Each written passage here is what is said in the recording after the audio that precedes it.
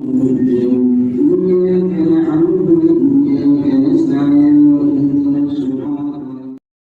akan kita peroleh sebagai investasi akhirat kita, sebagai bekal kehidupan kita menuju alam barzakh kubur. Mudah-mudahan berbagai amal yang ibadah kita diterima oleh Allah Subhanahu wa taala. Segala dosa dan kesalahan kita mendapatkan maghfirah ampunannya, wafat kita husnul khatimah dan mendapat syafaat dari Rasulullah Muhammad sallallahu alaihi wasallam. Amin ya rabbal alamin. Para jemaah sekalian, seyogyanya subuh ini kita jadwalnya Ustaz dari Pondok Pesantren Tauhid dan Pak Tahir lupa menghubungi, jadi ya tidak ada rotan akar pun jadi. Nah, saya kembali mengisinya, mudah-mudahan ada manfaatnya. Para jemaah sekalian, sebagaimana kita ketahui bahwa hari ini adalah hari yang kelima, di dalam bulan Muharram, di dalam tahun baru 1445 Hijriah. Kalaulah tahun baru Miladiyah, Komariah, Januari, Februari, pasti ramai, pasti ada berbagai acara yang sangat diminati oleh kaum muslimin dan muslimat dengan bergembira ria pergantian tahun baru Januari atau tahun baru Masehi. Tapi tahun baru Islam ya nyaris tak terdengar geliat acara-acara peringatan tahun baru Islam. Hanya sebagian kecil dari umat Islam yang paham, sadar bahwa ini perubahan tahun dari tahun 1444 Hijriah ke 1445 Hijriah. Begitulah para jemaah sekalian, umat Islam digoda oleh hawa nafsunya, oleh pikirannya tentang hal-hal yang kalau nggak nampak hasilnya itu sepertinya kurang mendapatkan perhatian, kurang mendapatkan semangat. Tapi kalau ada sesuatu yang langsung mendapatkan katakanlah semacam kegembiraan, ya, rame-rame dan manfaat mungkin bagi dirinya, sehingga begitu gegap gempita. Dan ini juga bisa dipengaruhi oleh lingkungan di sekitar kita, baik dalam lingkup komplek maupun ya katakanlah yang lebih luas, ya, sehingga begitu beda bandingannya antara tahun baru Masehi dengan tahun baru Islam. Apa yang harus kita ambil para jemaah sekalian, sekali lagi, mari saya khususnya dan kita semua, bahwa suatu ketika Rasulullah dijelaskan oleh Allah Subhanahu wa taala, wa yas'alunaka 'anil ahillah qul hiya mawaqitu linnas illal hajj. Allah katakanlah, wahai Muhammad, katakanlah kepada para sahabat-sahabatmu, kepada para pengikut-pengikutmu, manakala mereka akan bertanya anil ahillah, perubahan tentang rembulan, maksudnya tahun, ya, bahwa Allah katakan, kul, katakanlah kepada umatmu, kepada para sahabat, bahwa sesungguhnya perubahan waktu itu sangat penting bagi umatmu, ya, bagi pengikut-pengikutmu. Untuk apa? Nah, penting di sini banyak maknanya. Bagi manusia itu apa? Kalau orang dagang menghitung untung rugi dari hasil dagangannya setelah berlalu 1 tahun, ya, dagang untung ada, apa dihitung? Untuk diketahui. Untuk apa diketahui? Untuk ya dipahami. Oh, berarti dagangan ini bagus, perlu ditingkatkan, perlu dilanjutkan. Untuk apa diketahui? Oh, dagangan rugi. Kenapa rugi? Apa penyebabnya? Dianalisa, dievaluasi. Maka di dalam hadis Rasulullah SAW yang lain disebutkan, man kana yaumuhu khairan min amsi fahuwa rabihun, wa man kana mithla min amsi fahuwa mal'unun, wa man kana yaumi khairan mithla min amsi fahuwa mahbunun.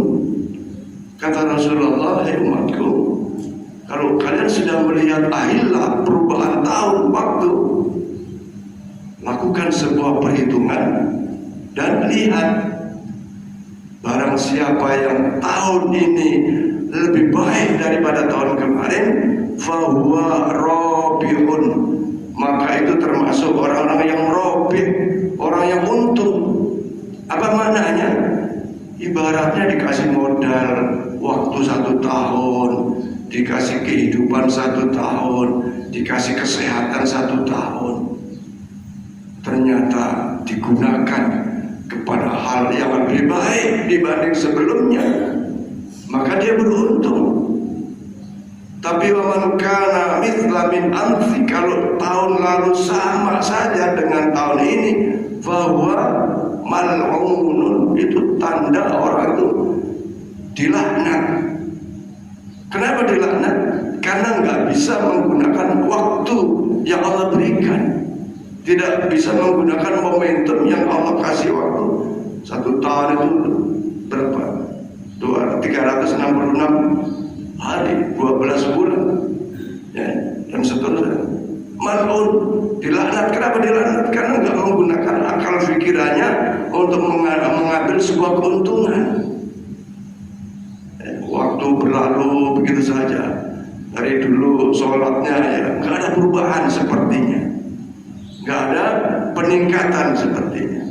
Maka mal'un, artinya mal'unun dilaknat itu nggak mendapatkan rahmat Allah Subhanahu wa Ta'ala, nggak mendapatkan kebaikan yang tambah dari perubahan waktu 1 tahun. Apalagi yang 3, wa man kana syarru khair wa man kana syarru min amsi, siapa yang ternyata lebih buruk dibanding tahun lalu, maka mahbun. Orang-orang itu termasuk orang yang tertipu. Ya, kalau orang dagang rugi terus, berarti ya tidak mau mikir, tidak mau ngambil langkah, tidak mau ngambil strategi baru untuk mendapatkan keuntungan. Nah, para jemaah sekalian, perubahan waktu bagi manusia tujuannya untuk supaya menjadi lebih baik. Ya, dengan waktu yang diberikan oleh Allah Subhanahu wa Ta'ala. Ibarat orang dagang, pasti tidak mau rugi terus, maunya ada untung. Ayo lihat saya, ayo lihat kita, bagaimana dengan amaliyah kita selama ini. Adakah peningkatan yang kita lakukan? Walaupun peningkatan itu hanya sedikit saja, karena begitu pesan Rasulullah SAW, intinya perubahan waktu harus ada peningkatan dalam amal kebaikan, dan ada pengurangan di dalam amal-amal yang buruk. Ayo kita berusaha melaksanakan perintah Allah Subhanahu wa Ta'ala. Apa di antaranya? Allah berfirman, Bismillahirrahmanirrahim, ya ayyuhalladzina amanu taqullaha wal tandur nafsum ma qaddamat liwaqt fattaqullah. Wahai orang yang beriman, wal tandur, lihatlah, introspeksi diri, lihat diri ini, ma qaddamat liwaqt, apa yang akan kita bekalkan untuk hari esok, apa yang kita perbuat untuk hari esok. Nah, hari esok itu sebagian ahli tafsir adalah hari akhirat. Hari akhirat, hari di mana kita pindah dari hidup di dunia pindah hidup di alam kubur, hidup di alam barzah. Itu pasti. Sekali lagi pasti. Tidak mungkin. Oh, hidup di dunia itu tidak mungkin. Saya pasti mati. Yang lain pasti. Kullu nafsin dha'iqatul. Setiap yang berjiwa bernyawa pasti mati. Nah, yang mati, bahasa kasarnya yang mati itu jasadnya. Jasad kita dikubur, ditanam. Nah, ada yang dibuang di laut. Kalau pergi haji dulu pakai kapal laut meninggal itu dikasih pemberat, lempar di laut.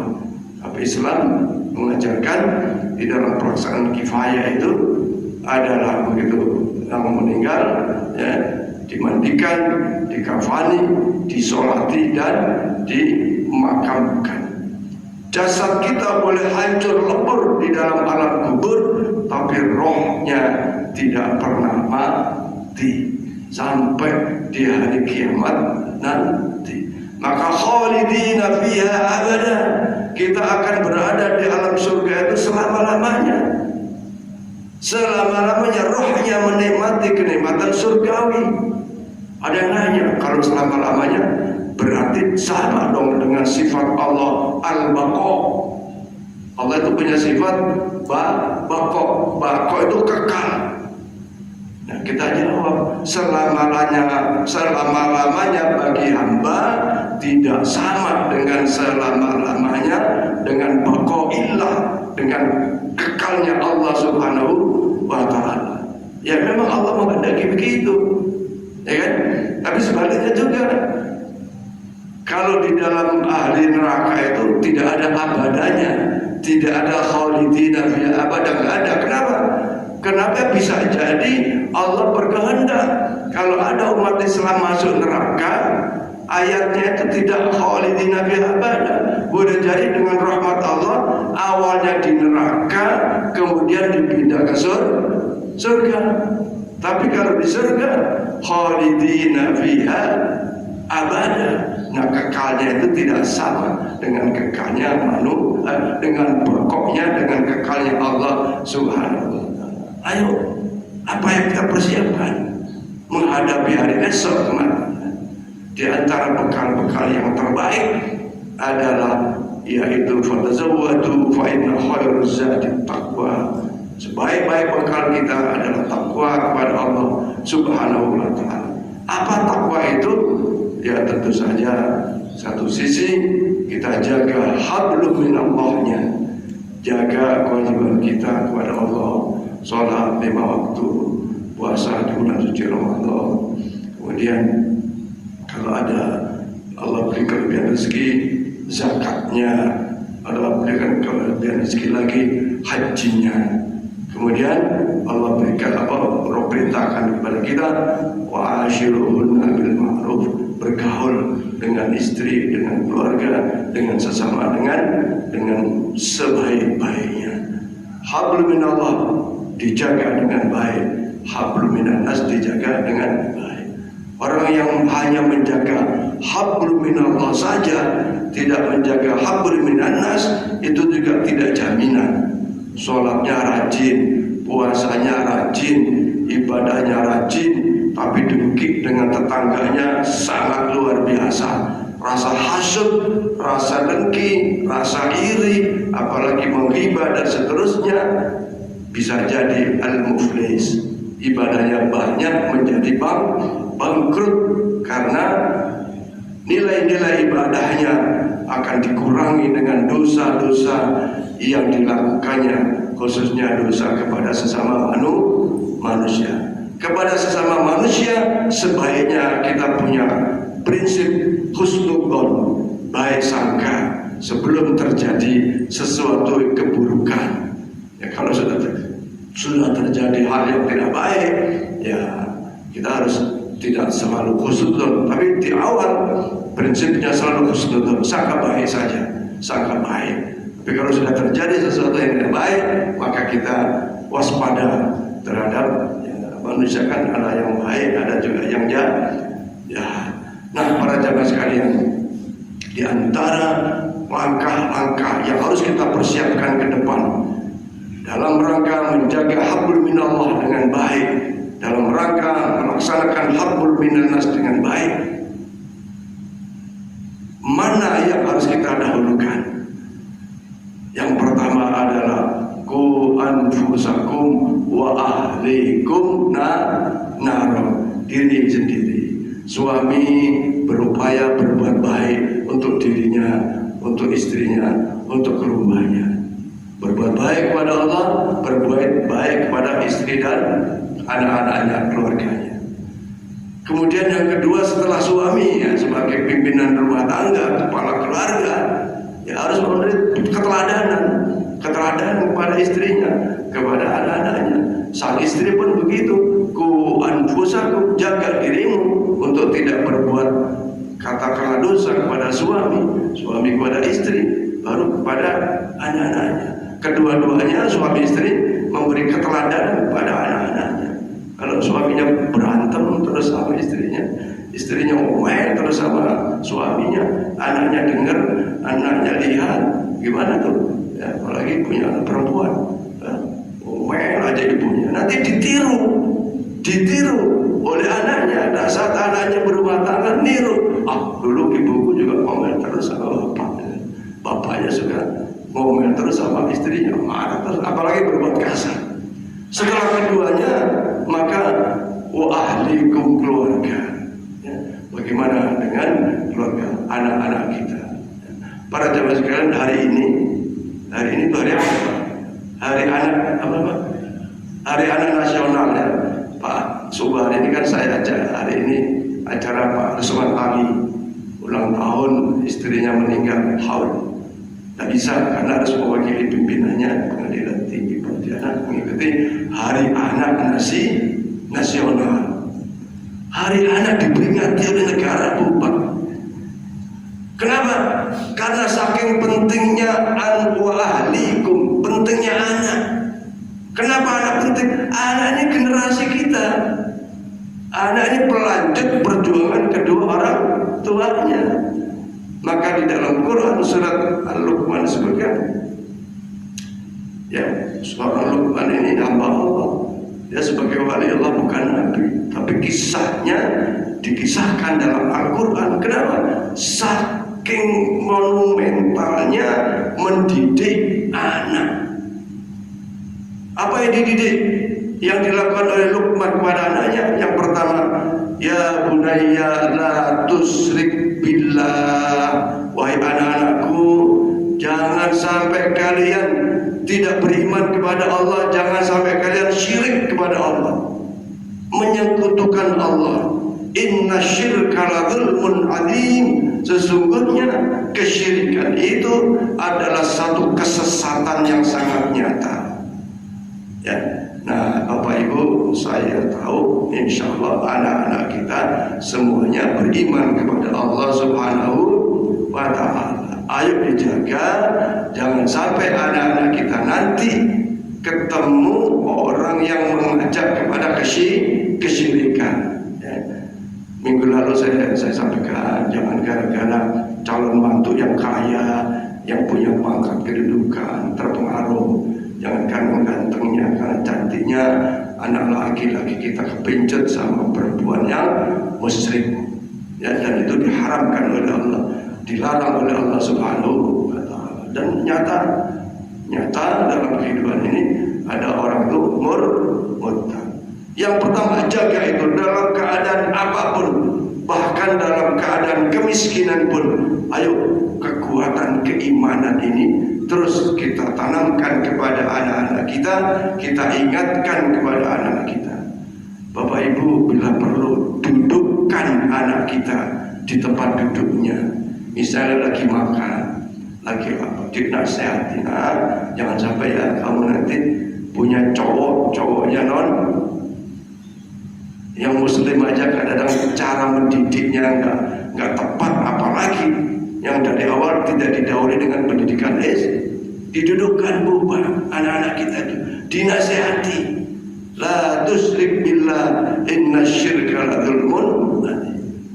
Kemudian yang kedua setelah itu apa? Ya bunayya aqimis sholata wa'mur bil ma'ruf wa nahy 'anil munkar wasbir 'ala ma asabak inna dzalika min azmil umur. Yang kedua, wahai anakku, ya bunayya aqimis sholat, lakukan sholatnya, jalankan sholatnya. Ya, jangan sampai anak cucu kita nggak sholat, kita santai-santai aja. Ya bolehlah dalam masa kecil anaknya senang HP, senang keyboard, tapi sholatnya jangan dibiarkan tidak sholat. Ya, sholatnya jangan, ya saya sering bilang sama kawan-kawan, ayo paksakan anak sholat subuh, paksakan, biarin dia ngantuk-ngantuk, paksakan, supaya jadi kebiasaan. Man syabba syabba. Orang kalau dia biasa sholat 5 waktu, di mana saja ia berjalan, yang kemarin saya ceritakan, mau di mall teringat sholat, mau di jalan naik motor minggir sudah waktunya sholat, cari surau, cari masjid, ke pasar, itu pasti itu alhamdulillah. Karena meninggalkan sholat ada pekerjaan yang merupakan dosa besar. Ya, meninggalkan sholat dengan sengaja itu Rasulullah bersabda, man taraka sholatan muta'ammidan faqad kafara. Siapa yang sengaja ninggalin sholat, sengaja, bukan lupa, sengaja, udah dengar di jalan ayolah sholat, tapi sengaja ninggalin sholat, maka seperti orang kafir, mengingkari hukum-hukum Allah Subhanahu wa ta'ala. Bahkan bukan cuma sholat wajib yang istilahnya dilupakan, sholat yang disemangati, sholat sunnah pun begitu. Maka sering saya bilang, bapak-bapak, sayang kalau ninggalin qobliyah subuh itu sayang. Sekali lagi, raka'atul fajri khairu minad dunya wa ma fiha. 2 rakaat sholat fajar, sholat qobliyah subuh itu lebih baik daripada dunia dan isinya. Kalau hari-hari kita sholat subuhnya masbuk itu ketinggalan imam, ya berarti enggak qobliyah subuh. Nah sementara qobliyah subuh itu begitu besar, terus jeda waktunya itu loh, cuman berapa menit aja itu.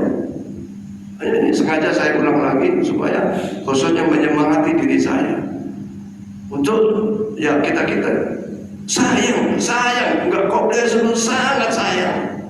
Dan waktu kan kita yang ngatur, waktu tidur kita yang ngatur, waktu mau tidur udah asar kurang 10 menit nggak usah tidur lah, carilah kegiatan yang nggak sampai tidur. Kalau terpaksa tidur, bilang sama istri nanti bangunin kalau asar, begitu. Tapi kalau nggak antisipasi ya lewat. Salah subuh juga begitu. Nah, ayo kita rubah sebagai sebuah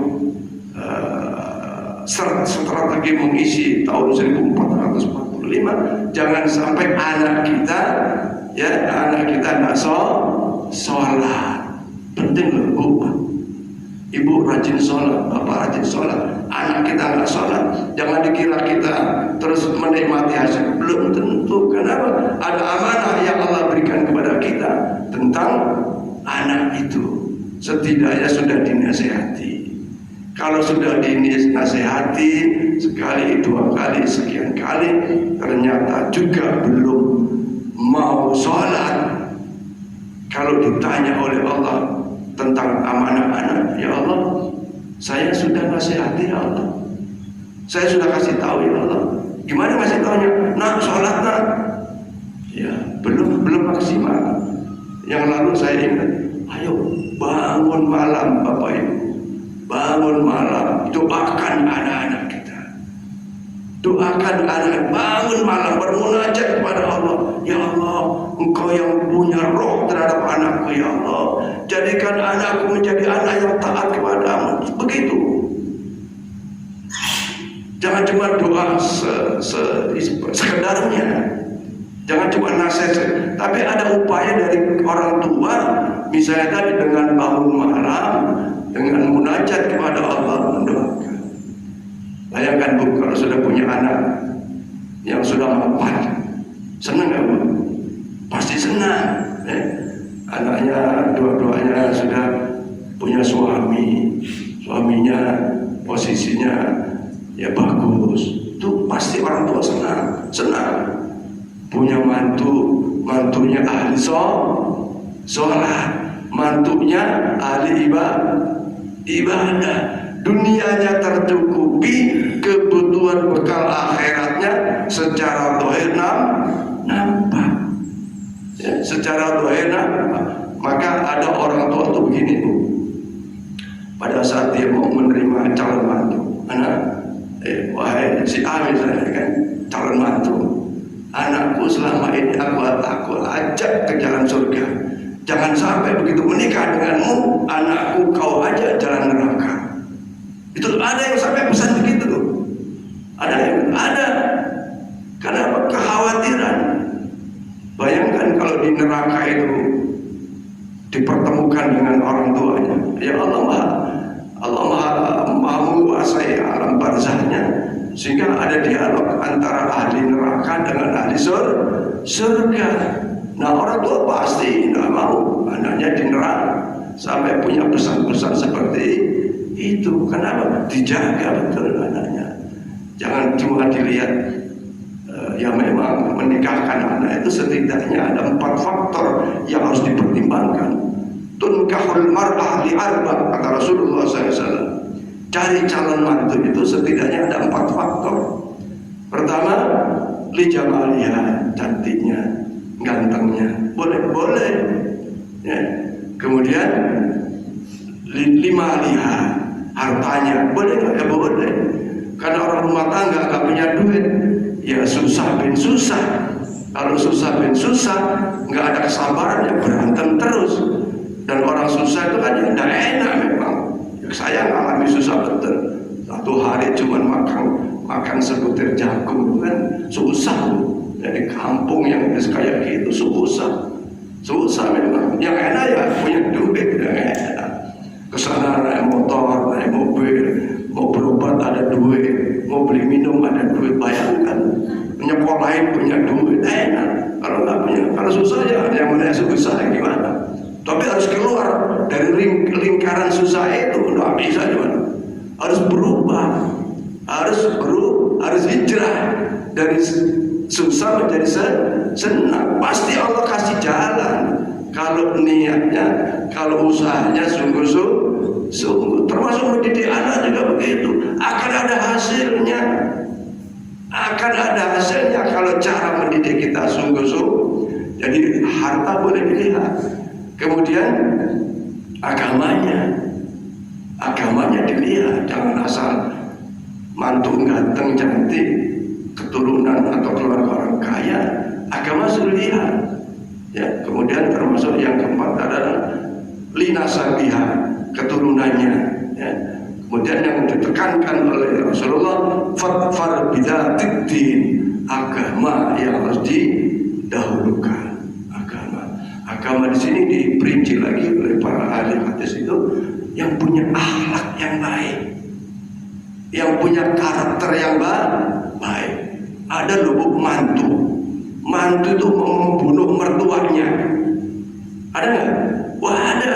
Dari keluarga istri saya tuh, mantunya angkatan laut. Awalnya sih bangga. Ini mantu masih ikut mertua, tapi karakternya nggak baik. Mantu yang ikut mertua itu justru bentak-bentak mertuanya. Coba tuh, anaknya di situ, mertua keduanya ada di situ. Kau nggak boleh urusin keluarga kau. Ini anakmu sudah menjadi istri baru, bukan begitu. Itu di rumah mertua, coba itu. Apalagi di rumah gedung sendiri, kayak apa tuh mentang-mentangnya, dan akhirnya karena karakternya nggak baik, tak pernah ketemu. Lebaran di Jakarta, yang pulang cuma anak perempuannya, suaminya tidak ikut pulang. Coba tuh, mertuanya ke Jakarta, mau ditinggal sama mantu laki-lakinya. Alasannya dinas, padahal tidak. ke rumah jauh itu. Jadi karakter ini harus dilihat, walaupun memang tidak ada manusia yang sempurna. Nah, para jamaah sekalian, ayo didik anak kita. Ya bunayya aqimis sholat, jangan sampai ninggalin sholat. Kalau sholat sudah berani ditinggalkan, dampaknya sangat luar biasa, dampak keburukannya sangat luar biasa. Kemudian wa'mur bahwasanya bil ma'ruf, anak juga diajari untuk hal-hal yang baik, untuk memerintahkan hal-hal yang baik, ya. Wan 'anil munkar, anak juga harus dikasih tahu, nah ini tidak baik, ini tidak boleh, ini dilarang, dan seterusnya. Dan ini ketahuilah sesungguhnya wasbir ala ma asaba, anak juga diajari kesabaran. Dalam kehidupan tidak ada yang mulus, pasti ada tantangan, ada cobaan-cobaan. Sabar nak, sabar terus berikhtiar, ya. Kemudian inna dzalika min azmil umur, perkara-perkara yang seperti itu, ngajak sholat, ngajak kebaikan, mencegah kemungkaran, kemudian mengajak kepada kesabaran, ini adalah dzalika min azmil umur, satu perkara yang sangat-sangat penting. Mudah-mudahan tahun ini pada sekalian saya dan kita semua, apa yang menjadi hajat-hajat kita dijabah, dikabul oleh Allah Subhanahu wa taala, dimudahkan segala urusan kita, urusan dunia, urusan akhirat, dan kita berdoa kepada Allah niat dengan sungguh-sungguh supaya tahun ini menjadi tahun yang lebih baik di dalam hablum minallah kita, sholatnya kita jaga dengan sebaik-baiknya, sholat 5 waktu kita sempurnakan sholatnya, syukur-syukur kita niat sholatnya itu sholatnya dengan berjamaah bagi bapak-bapak, syukur-syukur terus kita tambah dengan sholat-sholat rawatib qobliyah maupun ba'diyah, karena sungguh sangat besar fadilah pahalanya, termasuk di dalamnya adalah sholat qobliyah subuh. Sholat qobliyah subuh kan sangat luar biasa di dalam fadilah qobliyah subuh itu. Kemudian mari jangan hanya kita yang baik dalam hablum minallah kita, hablum minannas kita, tapi bagaimana dengan keluarga kita, anak-anak kita jaga, kita nasihati. Mudah-mudahan anak kita semua menjadi anak yang soleh dan solehah, sukses dunianya juga sukses akhiratnya. Dan semua itu harus dimulai dari usia dini, dari usia kecil. Anak-anak kita yang kecil, kalau udah besar ya memang agak repot, tapi ya harus dipaksakan, tetap harus dinasihati, tetap harus diingatkan. Kalau sudah maksimal dengan doa malam, dengan sholat tahajud, dengan munajat di keheningan malam mendoakan anak-anak kita, itu bukti usaha kita sungguh-sungguh. Kalau toh sudah terpaksa kayak gitu belum juga baik, kita tawakal kepada Allah Subhanahu wa taala. Ikhtiar dilakukan, maka keputusan takdir hanya di tangan Allah Subhanahu wa taala. Salah satu amalan yang baik di dalam bulan Muharram adalah puasa Asyura, ya, puasa Asyura. Puasa Asyura itu puasa yang dilakukan pada tanggal 10 Muharram. Rasulullah bersabda, "Man syoma mi yaumi Asyura yaghfiru dzunubahu, ya wa yaghfiru dzunubal madiyah." Allah ampuni dosa-dosa kita setahun lalu, ya. Jadi amalan sunnah yang utama dilakukan di bulan Muharram adalah puasa tanggal 10 Muharram yang disebut puasa Asyura. Para sahabat bertanya, "Ya Rasulullah, kalau gitu sama dong dengan puasa Yahudi, dengan puasanya Bani Israel." Maka Rasulullah bersabda, "Kalaulah tahun depan saya umur panjang ketemu Asyura, saya akan dahului dengan puasa Tasyu'a." Puasa Tasyu'a itu puasa hari ke-9 di dalam bulan Muharram. Ya, supaya apa? Supaya tak sama dengan puasanya Yahudi dan Bani Israel. Kenapa?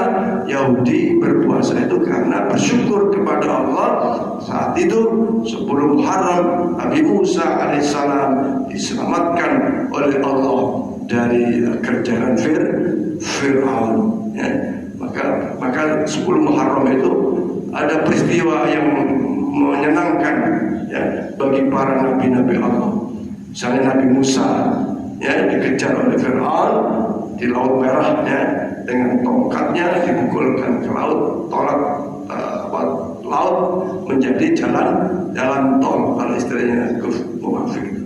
Kemudian Nabi Yunus alaihissalam dikeluarkan dari perut ikan, itu juga terjadi pada 10 Muharram ya.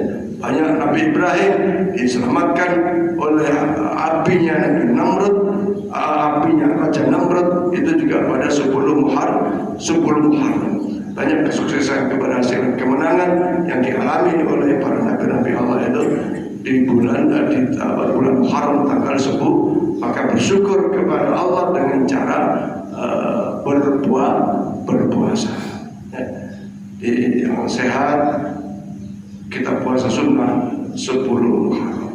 Nah, para jamaah sekalian, kalau di dalam kaitan Jawa itu lain lagi ya, syuro ya. Memang di dalam satu syuro itu ada kejadian yang sangat luar biasa. Maka ada beberapa pendapat 1 Muharram tidak boleh kita melakukan acara-acara kegembiraan, acara-acara yang menyenangkan, tidak boleh. Kenapa? Pada saat itu terjadi pembunuhan cucu Rasulullah SAW, yaitu Sayyidina Hasan dan Husain. Sayyidina Hasan dan Husain itu dipenggal lehernya pada 1 Muharram, dan itu merupakan satu kesedihan bagi umat Islam, karena cucu Rasulullah itu seperti ditipu ya oleh kaum musyrik ya, seperti ditipu, dan ternyata memang dibunuh pada saat itu. Dan itu kita tidak dibolehkan untuk bergembira ria pada saat Muharram. Yang ada adalah bertafakur kepada Allah Subhanahu wa Ta'ala dengan perubahan waktu yang Allah tambah umur kita ya. Saya kira itu tambahannya. Ada yang ingin tanyakan? Masalah. Ada yang tanyakan, Bu?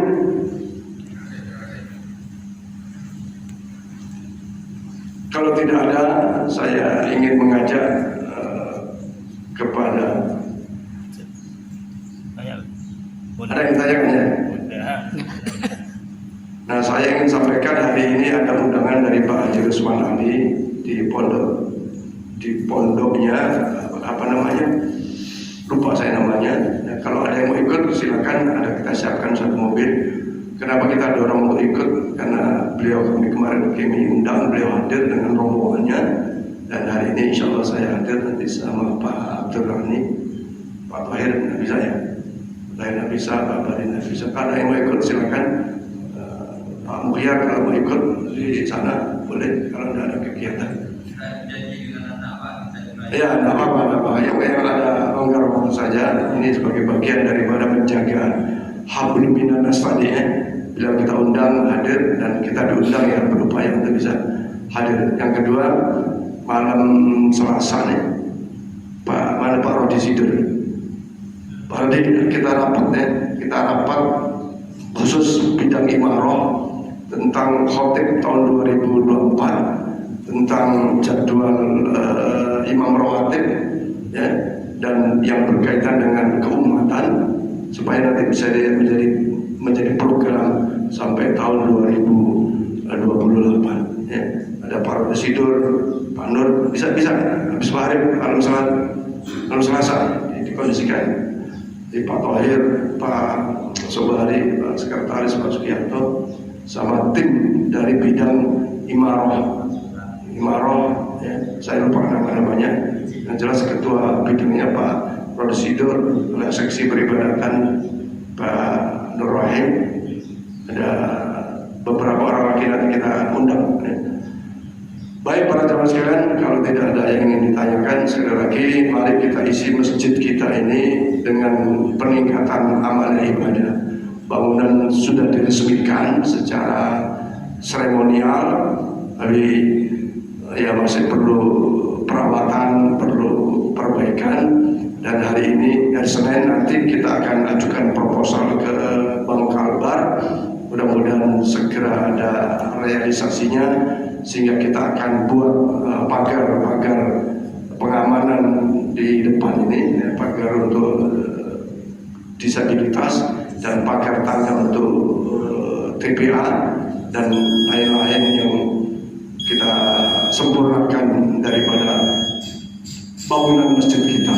Lebih lagi kubah kita bocor dan nanti sedang kita cari tukang yang spesialis perbaikan kubah sehingga tidak bocor dan insya Allah manfaatnya lebih panjang, lebih lama.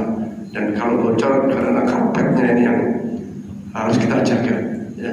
Mungkin Pak Loy sedang cari tukangnya, belum ketemu. Kalau ada saran-saran tentang perbaikan kubah, masalahnya kalau kubahnya sudah diperbaiki baru dicat ulang ya, baru dicat ulang. Karena kalau bocornya nggak diperbaiki, dicat ulang ya belum maksimal. Saya kira demikian para jemaah sekalian. Mari kita tutup dengan doa.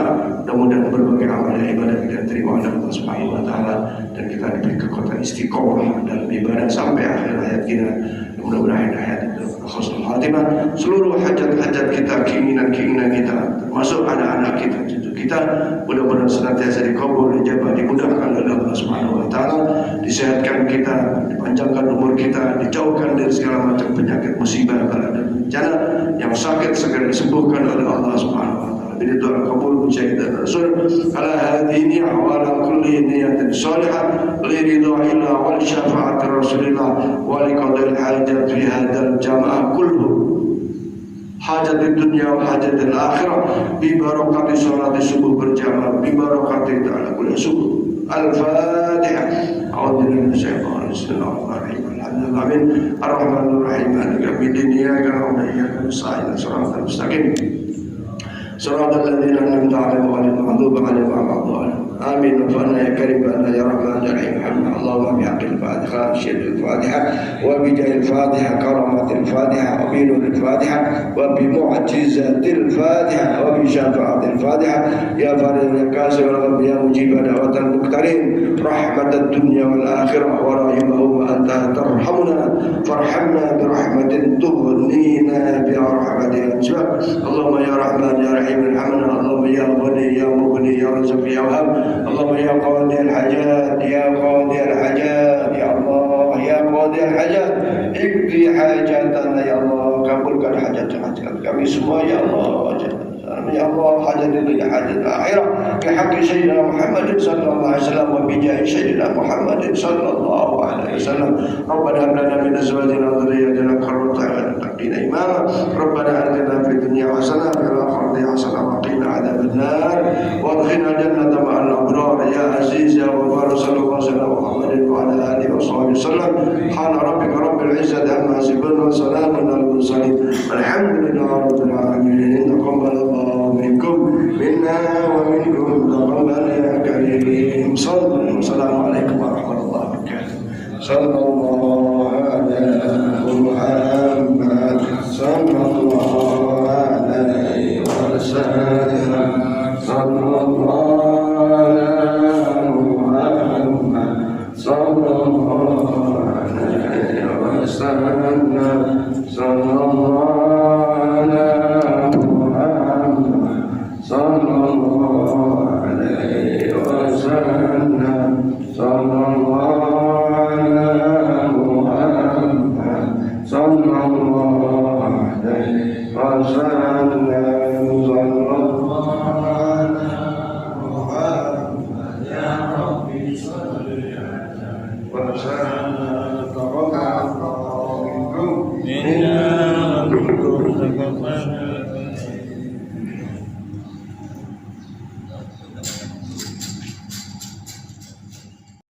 Ini jadi on tour ya. Iya. Anak-anak ini lupa kali ini. Panas semua panas. Mau dipanggil dia gitu.